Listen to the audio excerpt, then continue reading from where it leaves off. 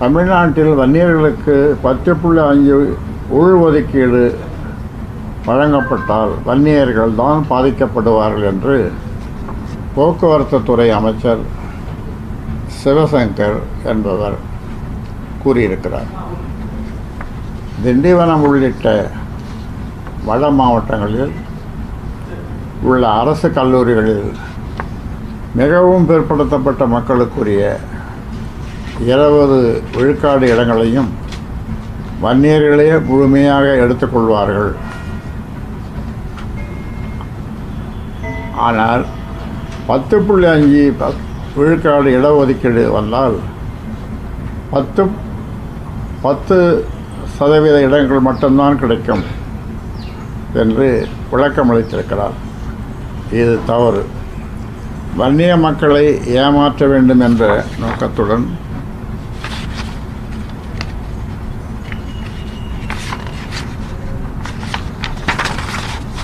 இப்படி ஒரு பொய்யான தகவலை சட்டப்பேரவையில் அவர் கூறியிருக்கிறார். தமிழ்நாட்டில் வன்னியர்களுக்கான 10.5 இடஒதுக்கீட்டை செயல்படுத்துவதற்கான அரசாணை 26/7/2021 பிறப்பிக்கப்பட்டது.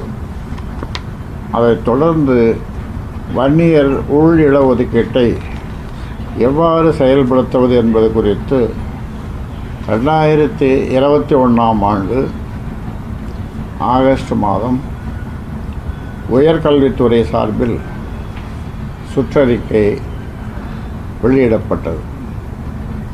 அதில் வன்னியர்கள் அதிகம் வாழும் பகுதிகளில் MBC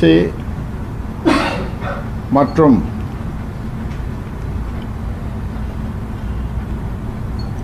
DNC டீநோட்டிஃபைட் கிளாஸ் வகுப்பினர் பிற MBC வகுப்பினர் ஆகியோருக்கான 7 விழுக்காடு 2.5 விழுக்காடு இடங்கள் நிரப்பப்படாமல் இருந்தால் அந்த இடங்களை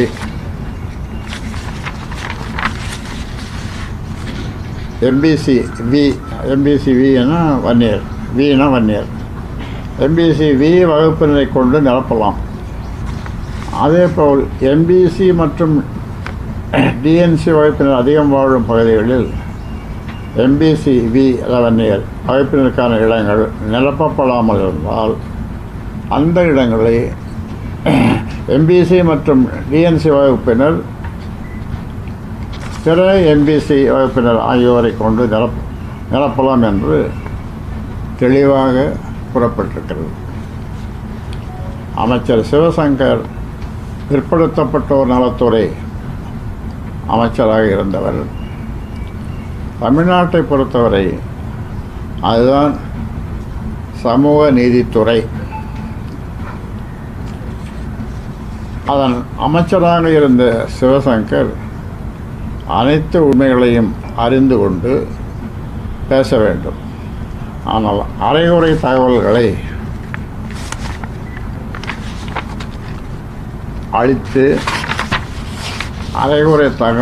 அளித்து நாட்டு மக்களையும் வன்னியர்களையும் ஏமாற்ற முயன்றுள்ளார்.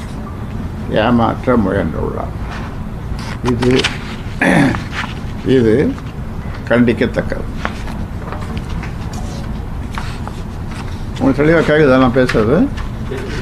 இல்லை மைக்கை வச்சுக்கணுமா? கேட்குது.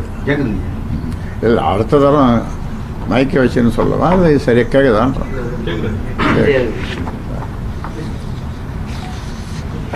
4 சாதிவாரி கணக்கெடுப்பு மாநில அரசு நடத்த வேண்டும். தமிழ்நாட்டில் சாதிவாரி மக்கள் தொகை கணக்கெடுப்பை மாநில அரசு நடத்த முடியாது, மத்திய அரசு தான் நடத்த வேண்டும் என்று முதலமைச்சர் மு.க. ஸ்டாலின் கூறியிருக்கிறார். அது தவறு. அப்படி அவர் கூறியிருப்பது தவறு. 2008ஆம் ஆண்டில் 2008ஆம் ஆண்டில் புள்ளி விவரங்கள் சேகரிப்பு சட்டத்தின்படி மாநில அரசுகளால் சாதிவாரி மக்கள் தொகை கணக்கெடுப்பை நடத்த முடியும். இந்த சட்டத்தின் 2வது அத்தியாயத்தில் 3வது பத்தியில் எந்த ஒரு மாநில அரசோ அல்லது யூனியன் பிரதேச அரசோ முறையான அறிவிக்கையை வெளியிட்டு இந்த சட்டத்தின் பிரிவுகளின் அடிப்படையில் புள்ளிவிவர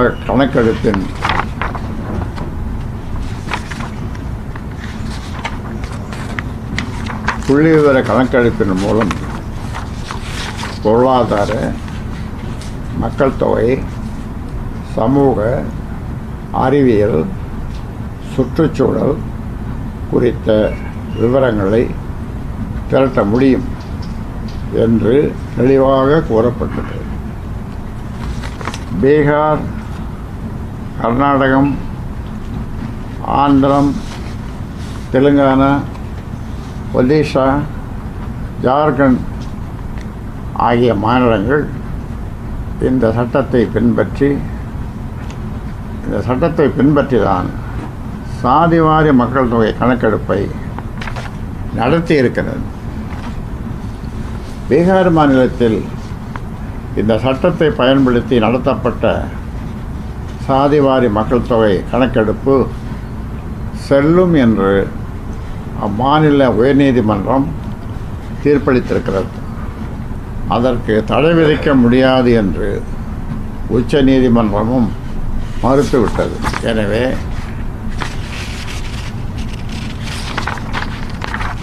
பொருந்தாத காரணங்களை இனியும்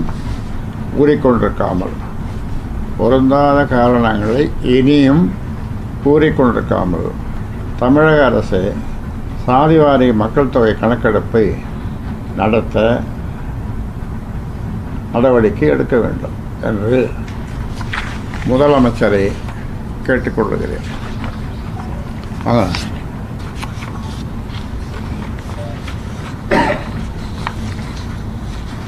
மாவட்ட செயலர் நீ ஒரு நாள் கலெக்ட் பண்ண. அடுத்தது 5,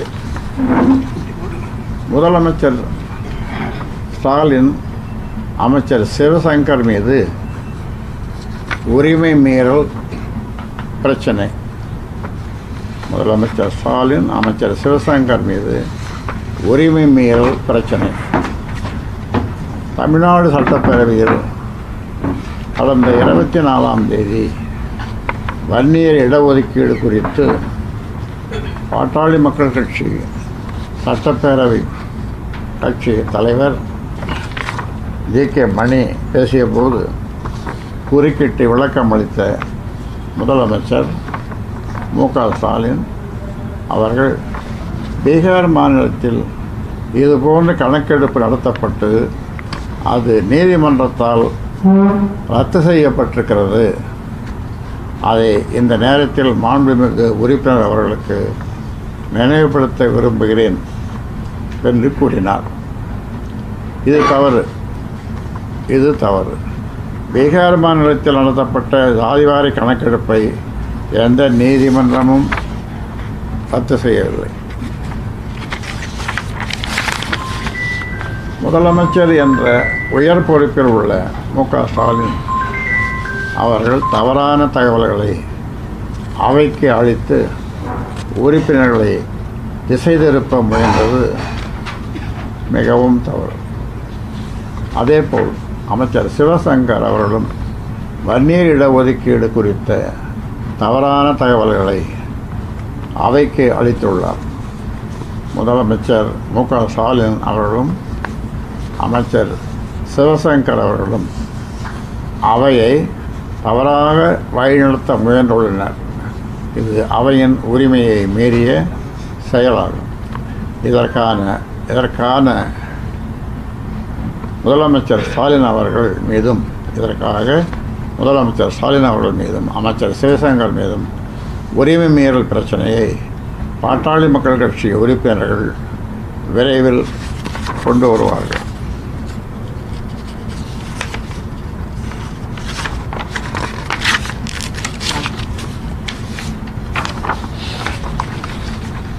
ஆறு,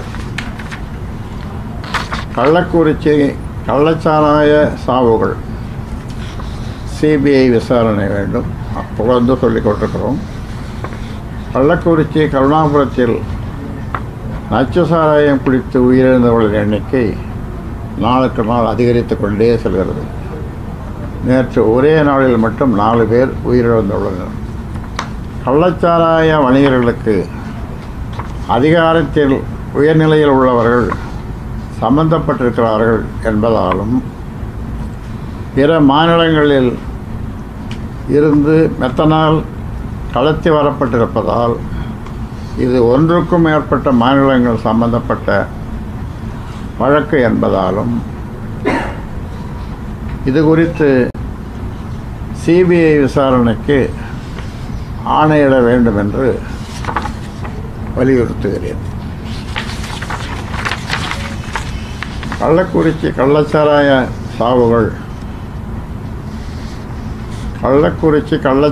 சாவுகள் குறித்து சிபிஐ விசாரணைக்கு ஆணையிட வேண்டும் என்று கோரி பாட்டாளி மக்கள் கட்சி சார்பில் சென்னை உயர்நீதிமன்றத்தில் வழக்கு தொடரப்பட்டுள்ளது. அந்த வழக்கில் உயர்நீதிமன்றம் நல்ல தீர்ப்பு வழங்கும் என்று நம்புகிறோம்.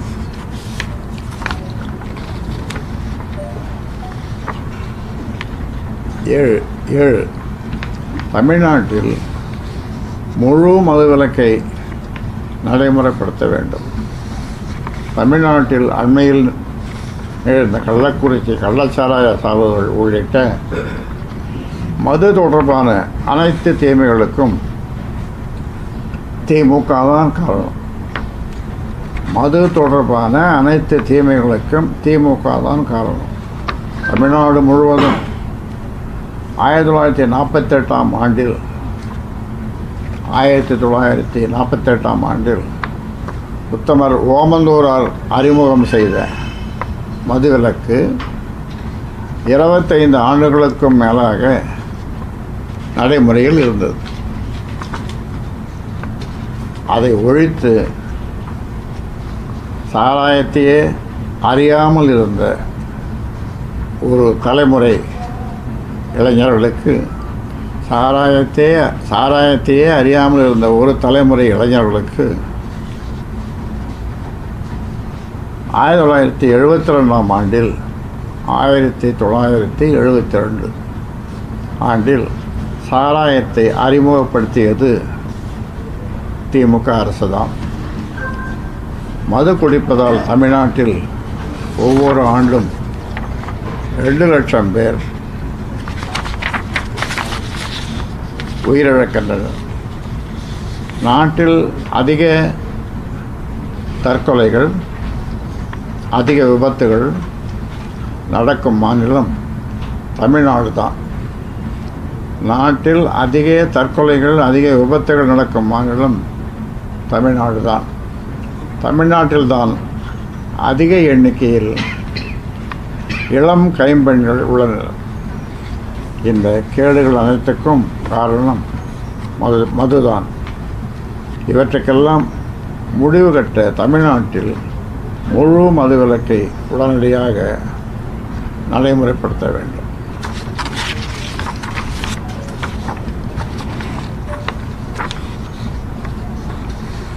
எட்டு, நெல்லுக்கு தமிழக அரசு அளித்த ஊக்கத்தொகை போதாது. 2024-25ஆம் ஆண்டில் நெல் கொள்முதலுக்கான ஊக்கத்தொகையை வெறும் ரூபாய் மட்டும் உயர்த்தி தமிழக அரசு ஆணையிட்டுள்ளது. அதன்படி சாதாரண ரக நெல்லுக்கு குவிண்டாலுக்கு ரூபாய் 105, சன்னரக நெல்லுக்கு ரூபாய் 130 வழங்கப்படும். மத்திய அரசு அறிவித்துள்ள கொள்முதல் விலையுடன் சேர்த்து சாதாரண ரக நெல்லுக்கான கொள்முதல் விலை ரூபாய் 2405, சன்னரக நெல்லுக்கான கொள்முதல் விலை ரூபாய் 2450 இருக்கும். இது போதுமானதல்ல. ஒரு குவிண்டால் நெல்லுக்கு கொள்முதல் விலையாக ரூபாய் 3500 நிர்ணயிக்க வேண்டும். 3500 நிர்ணயிக்க வேண்டும்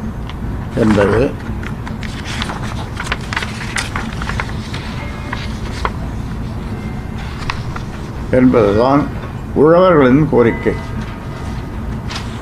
ஒடிஷாவில், அதாவது ஒடிசா, ஒரு குவிண்டால் நெல்லுக்கு ரூபாய் 800 ஊக்கத்தொகை வழங்கப்படுகிறது. தெலுங்கானாவில் ரூபாய் 700 ஊக்கத்தொகையாக வழங்கப்படுகிறது.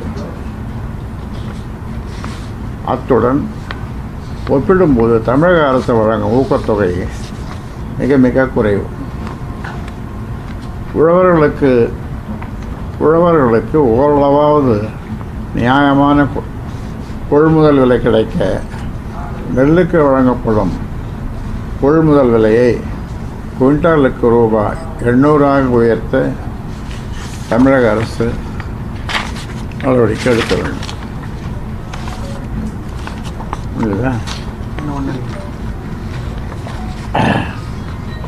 9.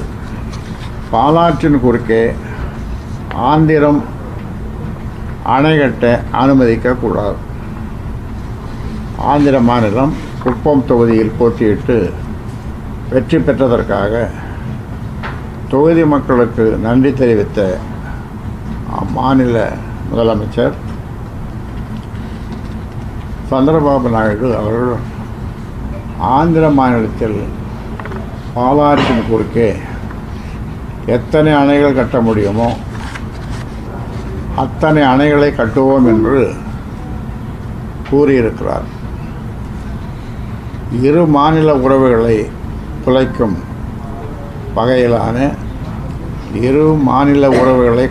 வகையிலான அவரது பேச்சு கண்டிக்கத்தக்கது. ஆந்திர மாநிலத்தில் பாலாறு 33 கிலோமீட்டர் தொலைவுக்கு ஓடுகிறது. ஆந்திர மாநிலத்தில் பாலாறு 33 கிலோமீட்டர் தொலைவுக்கு ஓடுகிறது. அதற்குள்ளாகவே ஆந்திரம் 22 தடுப்பணைகளை கட்டியுள்ளது. அதனால் ஆந்திரத்தில் வெள்ளம் ஏற்பட்டால் மட்டும்தான் பாலாற்றில் தமிழ்நாட்டுக்கு தண்ணீர் வருகிறது.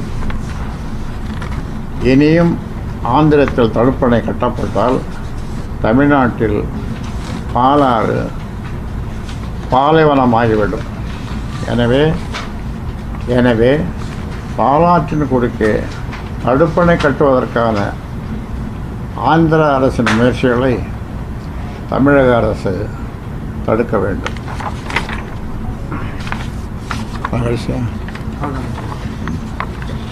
இறுதியாக 10. சட்டப்பேரவையில் ஜனநாயகம் தழைக்க வேண்டும். ஜனநாயகத்தின் 3 அங்கங்களில் முதன்மையானது சட்டப்பேரவை. ஆனால் தமிழ்நாட்டு சட்டப்பேரவையில் ஜனநாயகத்தின் குரல் வளை நெரிக்கப்படுகிறது. எதிர்க்கட்சி உறுப்பினர்களுக்கு பேச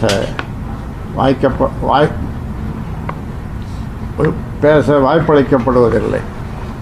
திமுக ஆட்சிக்கு வந்தால் ஆண்டுக்கு 100 நாட்களுக்கு சட்டப்பேரவை கூட்டத்தை நடத்துவோம் என்று தேர்தல் அறிக்கையில் திமுக வாக்குறுதி அளித்திருந்தது. ஆனால் 53 துறைகளின் மானிய கோரிக்கைகள் மீதான விவாதத்தை வெறும் 9 நாட்களில் நடத்தி முடிக்க திட்டமிட்டிருக்கிறார்கள். இதனால்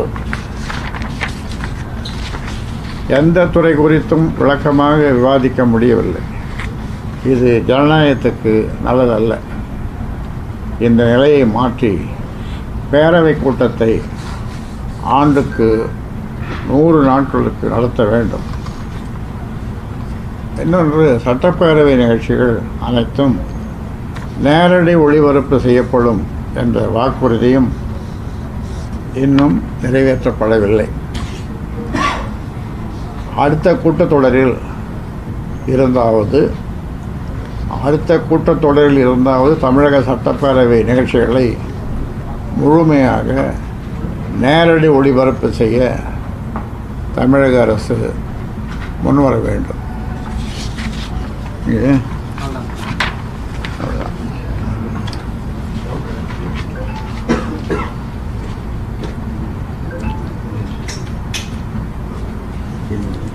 விக்கிரவாண்டி இடைத்தேர்தலில் பாட்டாளி மக்கள் கட்சிக்கு மாம்பழ சின்னம் ஒதுக்கப்படாதுன்னு நினச்சிருந்தாங்க. ஆனால் அந்த சுயேட்சை ஒதுக்கின சின்னமே மாம்பழ சின்னமாக இருக்குது. அதை பற்றி வந்து எப்படிங்க?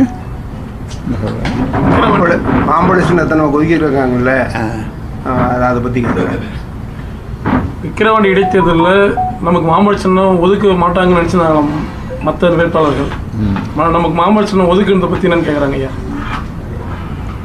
அது தொடர்ந்து இருந்தது. இந்த கட்சியினுடைய தேர்தல் சின்னம் மாம்பழம் அப்படின்றது சட்டப்படி இல்லைனாலும் கூட நான் சொல்ல தர்மப்படியா தார்மீக அடிப்படையில் அது ஒதுக்கியிருக்கிறாங்க.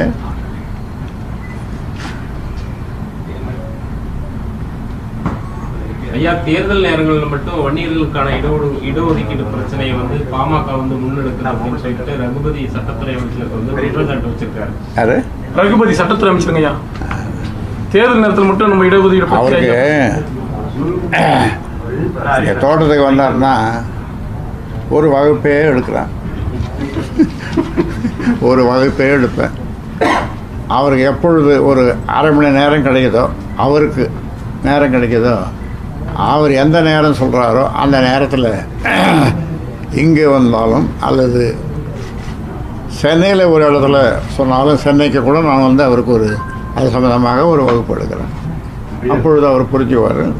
அதனால் அவர் இந்த தவறுகளை அவரே ஏற்று மன்னிப்பு கேட்க வேண்டாம், வருத்தம் சொன்னால் போதும். தொடர்ந்து தேர்தல் பிரச்சார பொதுக்கூட்டங்களில் விக்கிரவாண்டி இடைத்தேர்தல் பிரச்சார பொதுக்கூட்டங்களில் வன்னியர் சார்ந்த அமைச்சர்கள் தான் தொடர்ந்து பாமக பற்றியும் இந்த இடஒதுக்கீடு பற்றியும் விமர்சனம் அதிகமாக செய்யறது பார்த்தீங்கன்னா வன்னியர் சமூகத்தை சார்ந்த அமைச்சர்களாக மட்டும்தான் இருக்கிறாங்க.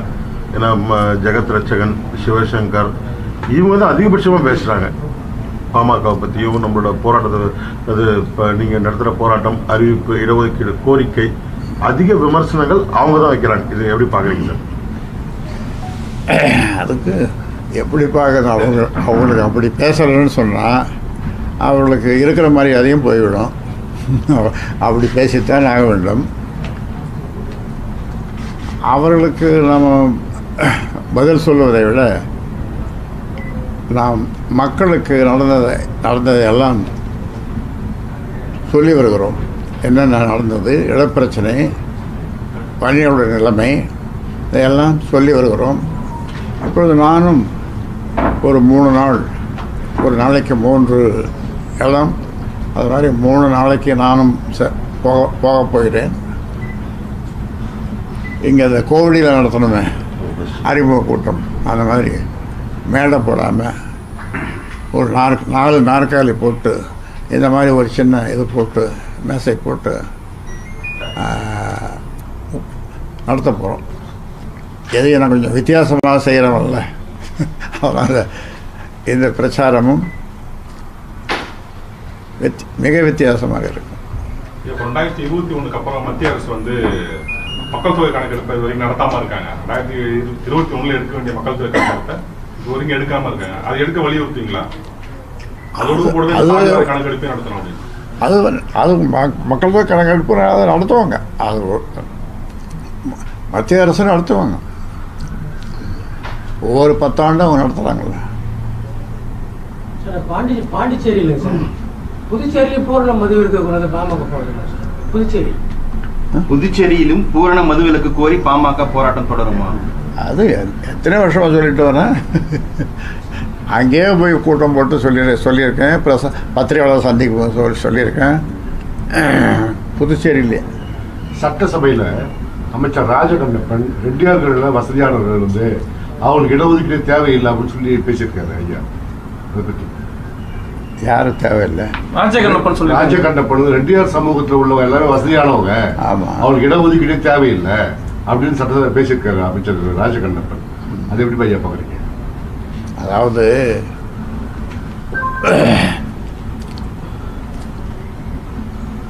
இடஒதுக்கீடு இப்போ வந்து கேரளாவில் எப்படின்னா எல்லா மக்களுக்கும் கேரளாவில் இடஒதுக்கீடு கொடுக்குறாங்க. அந்த வகையில் ஈழவாசுக்கு மிக மிக பின்தங்கிய அந்த ஈழவாசுக்கு 14 விழுக்காடு. அதே மாதிரி கர்நாடகாவில் 6 தொகுப்பு, ஆந்திராவில் 5 6 நினைக்கிறேன் 6 தொகுப்பு. அது மாதிரி இங்கேயும் அதே மாதிரி தொகுப்பினுடைய அடிப்படையில் கொடுத்தோம்னாக்கா எல்லா சமுதாயங்களுக்கும், அது முன்னேறிய சமுதாயம் முன்னேறாத சமுதாயம் அப்படின்னு பார்க்காம எல்லாருக்கும் அது கிடைக்கும். ஆனால் அது இல்லாமல் இங்கே என்ன பண்ணியிருக்காங்கன்னா, அதாவது பிசி, எம்பிசி, அப்புறம் ஓப்பன் காம்படிஷன், அது ஒரு 31 விழுக்காடு. இப்போ தமிழ்நாட்டில் இடஒதுக்கீடு எப்படி இருக்குதுன்னு சொன்னால் மொத்தம் 100. அந்த 100ல் பிசிக்கு 30.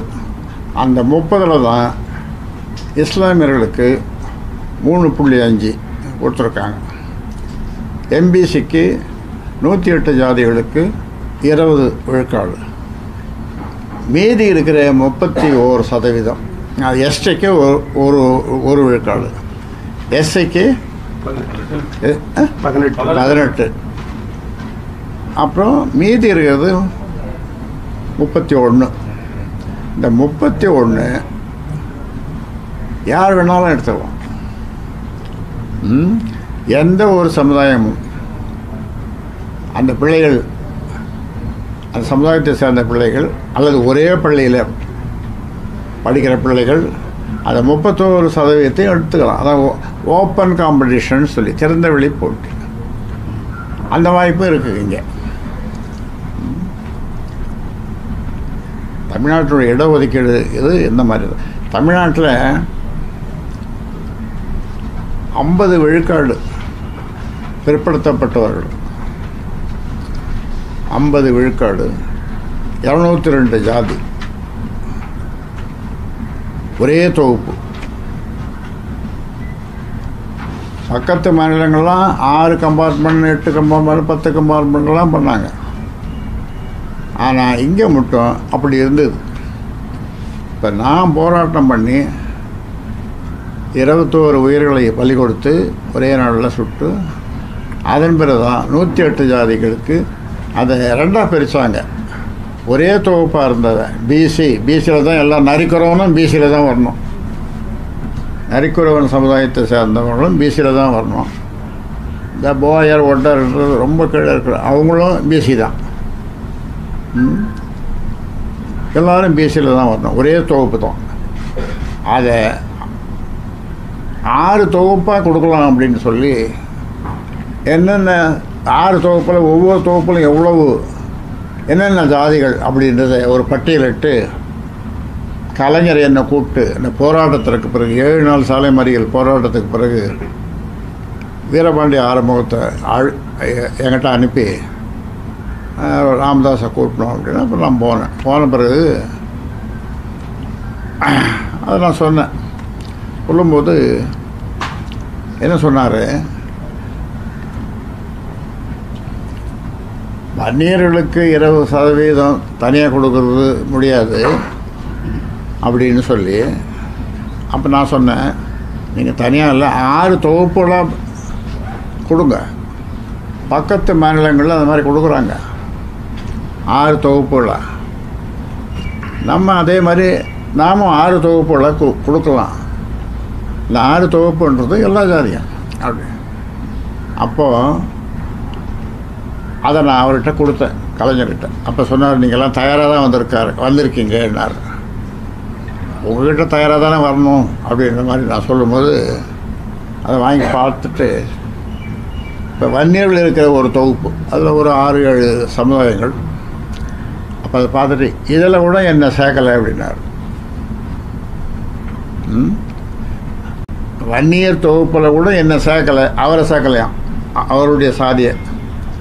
அப்போ அவர் என்ன சொன்னார், நாங்கள் என்ன ஒரு 10,000 பேர் இருப்போம். எவ்வளவு? 10,000 பேர் இருப்போம் நாங்கள்.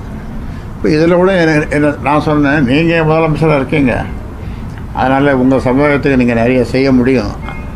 அதனால தான் நான் இந்த தொகுப்பில் என்னோடய வன்னியர்கள் இருக்கிற தொகுப்பில் அதை நான் சேர்க்கலை அப்படின்னு சொன்னேன். அது எல்லாத்தையும் கரெக்டாக தான் வச்சுருப்பீங்க அப்படின்னாரு. கடைசியில் அன்றைக்கி ராத்திரி பேசிட்டு கடைசியில் காலையில் வேறு மாதிரியாக போயிடுச்சு. அதான் கனி கொடுத்துருக்குறேன் அப்படின்னு, நீங்கள் கொடுத்தது கனி இல்லை, அழுகி போகிற பழம் அப்படின்லாம் சொல்லி 2 பேரும் இது பண்ணோம். அப்புறம் தேர்தலில் புறக்கணித்தோம். அது நம்ம நடந்தது. அப்புறம் ஐயா வந்து புதுசாக ஒரு இடஒதுக்கீடு சட்டத்தை கொண்டு வரும்போது 9வது அட்டவணையில் சேர்க்கறதுல சிரமம் இருக்கும் அப்படிங்கிற ஒரு 9வது அட்டவணையில் தான் சேர்க்கறது தான் இந்த அம்மையார், மறைந்த அம்மையார் இது பண்ணி எல்லாம் பண்ணியிருக்காங்க. பட் அதுக்கு அதை வலு சேர்க்கறதுக்கு நம்ம மக்கள் தொகை கணக்கெடுப்பு வேணும். அது உச்சநீதிமன்றமும் சொல்லியிருக்கு. நமக்கு அது ஒரு ஆதரவான இது. மக்கள் தொகை கணக்கெடுப்பு நடத்துறதுக்கு அது ஒரு நமக்கு ஆதரவான ஒரு தகவல். அதாவது 1931 பிறகு பிற்படுத்தப்பட்ட மக்கள் தொடர்பான சாதிவாரி கணக்கெடுப்பு நடத்தப்படலை அப்படிங்கிற ஒரு நிலை இருக்குது. சொல்றாரு 1931 ஆண்டுகளுக்கு பிறகு சாதிவாரி கணக்கெடுப்பு பிற்பட்ட எடுக்கணும்னு சொல்றாங்க. சாதிவாரி கணக்கெடுப்பு நடத்தப்படலை. அதான் நடத்தணும்னு நம்ம சொல்லிட்டு இருக்கோம். அது இடையில வந்து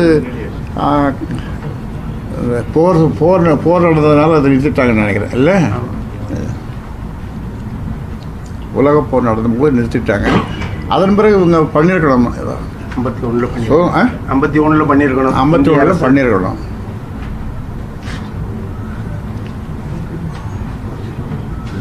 நன்றி.